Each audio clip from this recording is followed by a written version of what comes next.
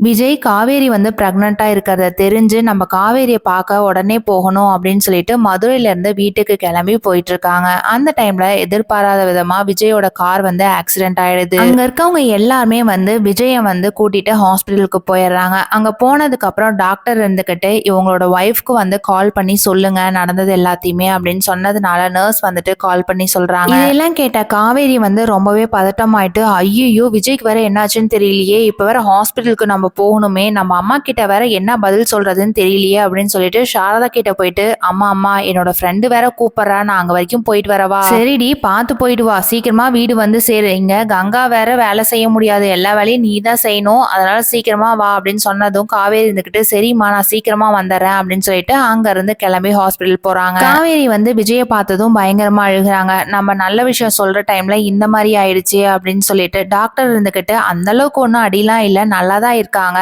2 நாள் வந்து ரெஸ்ட்ல இருந்தா போதும். இதை கேட்டதும் காவேரிக்கு வந்து பயங்கரமா சந்தோஷமா இருக்கு. விஜய் கண் முழிச்சு பார்த்ததுக்கு அப்புறம் காவேரி காவேரி நீ வந்துட்டியா, நான் உன்னை பார்க்கறதுக்கு தான் அங்க இருந்து வந்தேன் அப்படின்னு சொன்னதும் காவேரி கையை பிடிச்சு அழுகுறாங்க. அந்த டைம்ல டாக்டர் போயிட்டு காவேரி கிட்ட, ஆமா உங்களை நான் ரெஸ்ட் எடுக்க சொன்னனே, நீங்க கன்சீவா இருக்கீங்கல்ல, நான் தான் பேபியை நல்லா பாத்துக்கணும்னு சொன்னல, நீங்க இப்படி பண்ணிட்டு இருந்தீங்கன்னா எப்படி? இதையெல்லாம் கேட்ட விஜய் வந்து ரொம்பவே சந்தோஷத்துல கை பிடிச்சிட்டு, காவேரி நான் வந்து அப்பா ஆக போறேன்ல, அந்த சந்தோஷத்துல தான் நான் அங்க இருந்து ஓடி வந்தேன், எனக்கு மாமி தான் சொன்னாங்க அப்படின்னு சொல்றாங்க. காவேரி வந்து மனசுக்குள்ளேயே மாமி சொன்னாங்களா, மாமிக்கு எப்படி தெரியும், நம்மளுக்கு தான் யாருக்குமே தெரியாதாச்சே அப்படின்ற மாதிரி நினைக்கிறாங்க. காவேரி பிரெக்னெண்டா இருக்கிறது கூடிய சீக்கிரத்துல விஜய்க்கு தெரிய வந்தா நல்லா இருக்கும்னு நினைக்கிறாங்க. வீடியோக்கு மறக்காம லைக் போட்டுக்கோங்க. தேங்க்யூ.